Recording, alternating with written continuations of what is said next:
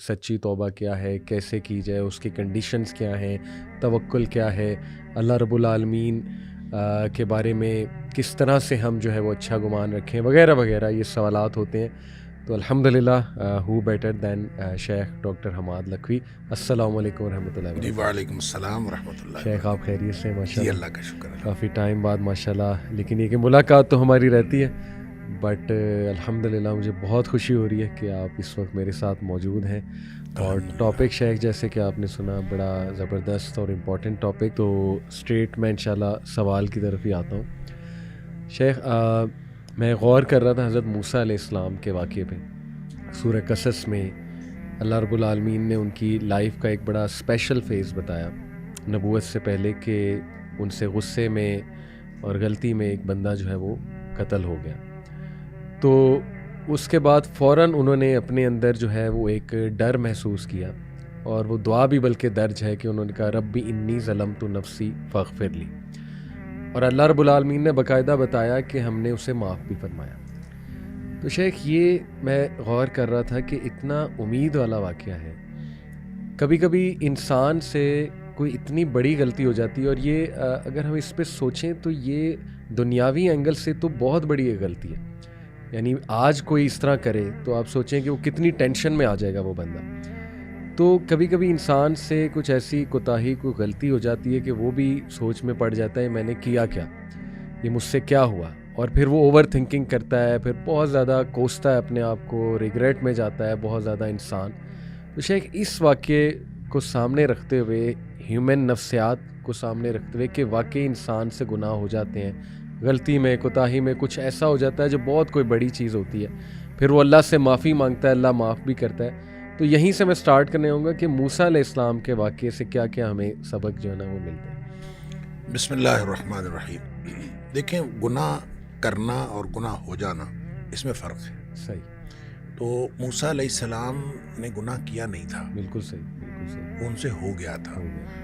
اس لیے کہ ان کی نیت تو ہرگز اس کو صحیح. مارنے کی نہیں تھی. بالکل صحیح. اور دوسری بات یہ ہے کہ جو آلہ قتل تھا وہ بھی مارنے والا تو تھا ہی نہیں. صحیح صحیح. تو آپ نے تو ایک مکہ مارا تھا اور مکے سے وہ مر گیا. بالکل ٹھیک. تو اب مکہ کسی کو جب کوئی بھی شخص مارتا ہے تو کبھی بھی یہ آلہ قتل نہیں ہوتا. بالکل ٹھیک، بالکل ٹھیک. اور اس لیے یہ کہنا کہ حضرت موسیٰ علیہ السلام نے اس کو مارا تھا، تو مارا تو تھا ہی نہیں، صحیح. وہ مر گیا تھا. نیت نہیں تھی. اس لیے جو ہے اس کو عمل الشیطان بھی کہا کہ انہوں نے کہا کہ یہ شیطان کی طرف سے تھا، کہ یہ میری طرف سے نہیں تھا، یہ شیطان کی طرف سے. لیکن بہرحال انہوں نے رب انی ظلمت نفسی کہا، اللہ تعالیٰ سے معافی مانگی، اور اللہ تعالیٰ نے اس کو معاف کر دیا. اور پھر کام بھی یہ مدین میں کچھ عرصہ گزارنے کے بعد یہ واپس آئے ہیں، اور واپس آ کے فرعون کے دربار میں جب انہوں نے اپنی دعوت کا آغاز کیا ہے جی. تو فرعون نے اس وقت جتنی باتوں کے بارے میں حضرت موسیٰ علیہ السلام کو احسان کے طور پر جتلایا ہے، اس میں ایک بات یہ بھی کہی صحیح کہ آپ نے تو قتل کر دیا تھا، اور ہم نے جو ہے وہ آپ نے ہی قتل کیا. اور اس موقع پر بھی حضرت موسیٰ علیہ السلام نے کہا کہ میں نے قتل نہیں کیا تھا، شیطان کی ایک بات تھی. لہٰذا حضرت موسیٰ علیہ السلام کے اس واقعے کو اس بات کی بنیاد بنا لینا کہ کوئی شخص اس طرح کی غلطی کر کے بعد میں معافی مانگ لے تو یہ غلطی کرنا نہیں تھا. بالکل صحیح. یہ ہوا ہے، اور وہ اس کے اندر نہ ارادہ قتل تھا، نہ آلہ قتل تھا، اور نہ ہی اس طرح کی سچویشن میں کبھی کوئی قتل ہوتا ہے. اس لیے حضرت موسیٰ علیہ السلام کا کوئی عمل وہ تھا ہی نہیں، اور اس کو اللہ تعالیٰ نے معاف بھی کر دیا، اور انہوں نے معافی مانگ لی اور اللہ تعالیٰ نے معاف کر دی. بالکل صحیح. الحمدللہ. تو یہ جو دعا ہے شیخ ربی انی ظلمت نفسی فاغفر لی، یہ دعا ویسے بھی مطلب بڑی خوبصورت دعا ہے، اور اس میں جو عاجزی نظر آتی ہے. حالانکہ یہ بات کلیئر ہے کہ موسیٰ علیہ السلام کی نیت نہیں تھی، اور ظاہر ہے کہ جیسے آپ نے کہا کہ وہ آلہ قتل بھی نہیں تھا، ظاہر ہے مکہ جو تھا. اس کے باوجود آپ دیکھیں وہ کتنی عاجزی سے اللہ رب العالمین سے توبہ استغفار کر رہے ہیں، بلکہ ڈر سے وہ بھاگ بھی جاتے ہیں اس جگہ سے، ایک فیوجیٹو بن جاتے ہیں. پھر وہ یہ دعا بھی آگے جا کے ان کی ملتی ہے ربی انی لما انزلت الی من خیر فقیر. تو یہ شیخ ایک عام بندے کو دیکھیں، چلیں ہم نے یہ تو سیکھ لیا اس واقعے سے کہ ان کی نیت نہیں تھی، اور ظاہر ہے یہی ہمارا عقیدہ ہے، آپ نے بالکل درستگی بھی کی عقیدے کی. لیکن ایک عام بندہ جو ہے وہ ظاہر ہے اس سے گناہ ہو بھی جاتا ہے، نیتاً بھی ہو جاتا ہے، اور ویسے کبھی کبھی یہ کہ انسان چاہ نہیں رہا ہوتا لیکن گناہ ہو جاتا ہے اس سے، تو اس کو کیا اللہ رب العالمین کے ہاں کس طرح سے توبہ استغفار جو ہے وہ کرنی چاہیے؟ دیکھیں آپ نے بڑا ایک نا دھیما سا فکرہ بولا، نیتاً بھی ہو جاتا ہے. جی. حالانکہ نیتاً نہیں ہوتا. گناہ جو ہے دیکھیں کل بنی آدم خطاء، صحیح، اگرچہ نبی پاک صلی اللہ علیہ وسلم نے فرمایا ہر آدم کا بیٹا خطا کار ہے، صحیح، ہر انسان سے خطا ہو جاتی ہے. بالکل ٹھیک. وخیر الخطائین التوابون، بہترین خطا کار وہ ہیں جو واپس آ جاتے ہیں. اللہ. اب مسئلہ یہ ہے کہ ہو جاتا ہے اور کر لیا جاتا ہے، اس میں فرق ہے. صحیح. نیتاً جو شخص کرے گا وہ تو کرے گا، صحیح، وہ پہلے نیت کرے گا صحیح، اور پھر وہ کرے گا. بالکل ٹھیک. لہٰذا گناہ کرنے والے اور گناہ جن سے ہو جاتا ہے ان دونوں میں فرق ہے. ٹھیک.